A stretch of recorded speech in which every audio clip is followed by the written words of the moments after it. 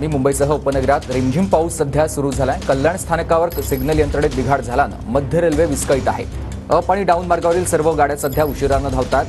पश्चिम रेल्वे देखील 5 ते 10 मिनिटं उशिरानं धावत असल्याची माहिती आहे। हार्बर मार्ग देखील 10 मिनिटं उशिरानं धावत आहे। ही दृश्य आहेत कल्याण रेल्वे स्थानकावरची। कल्याण रेल्वे स्थानकावर गेल्या काही तासांपासून आपण बघतोय मुसळधार पावसामुळे वाहतूक मंदावलेली आहे। मध्य रेल्वे उशिरानं धावते। विस्कळीत झाल्यामुळेच प्रवाशांचे हाल झालेले आहेत। प्रवासी एका ट्रेनमधून उतरून दुसऱ्या ट्रेन पकडण्यासाठी रेल्वे रुळावर उतरत आहेत। जीव धोक्यात घालून रेल्वे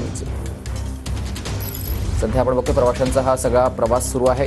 कल्याणमध्ये आपण बघतोय सध्या मुसळधार पावसामुळे काही लोकल ठप्प झालेले असतानाच प्रवाशांचा जीवघेणा हा प्रवास सुरू आहे। थेट रुळावर उतरून दुसऱ्या फलाटावर जाण्याचे हे प्रयत्न सगळ्या प्रवाशांचे सुरू आहेत। मध्य रेल्वेवर देखील मुसळधार पावसाचा फटका बसल्यामुळेच 15 ते 20 मिनिटं लोकल उशिरानं धावतात आणि अशातच लोकल पकडण्यासाठी प्रवाशांकडून रुळावर उतरून जीवघेणा हा प्रवास केला जातो आहे।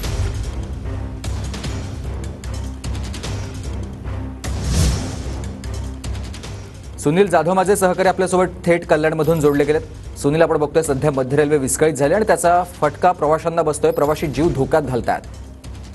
बरोबर आहे। आपण पाहायला गेलं तर आज पहाटेपासूनच कल्याण स्थानकावरील सिग्नल बिघाडामुळे अनेक गाड्या ज्या आहेत त्या मुंबईच्या अप आणि डाऊन दोन्ही मार्गावरच्या गाड्या ज्या आहेत त्या अर्धा ते पाऊण तास उशिराने या ठिकाणी धावत आहेत।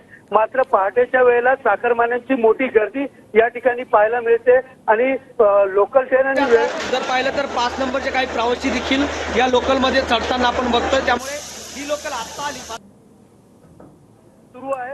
विरुद्ध दिशेने रेल्वे ट्रॅकवरनं उतरून विरुद्ध दिशेने लोकल ट्रेन पकडत असताना या ठिकाणी चाकरमानी आणि प्रवासी मोठ्या प्रमाणात दिसत आहेत। एकंदरीत गेल्या आठवड्याभरापासून मध्य रेल्वे ही विस्कळीत असल्याने पहाटे 10 ते 15 मिनिटं उशिराने धावत असते। मात्र आज सिग्नल बिघड झाल्यामुळे कल्याण स्थानकावरती मोठ्या प्रमाणात गर्दी देखील या ठिकाणी दिसते आणि त्यामुळे जीवघेणा प्रवास देखील या ठिकाणी सुरू आहे। नक्कीच, तर आपण बघतोय सार्वजनिक वाहतूक सेवांना देखील फटका बसतो। तसंच ईस्टर्न एक्सप्रेस वेवरील ही वाहतूक सध्या धीम्या गतीने सुरू असलेली पाहायला मिळते। ही दृश्य आहेत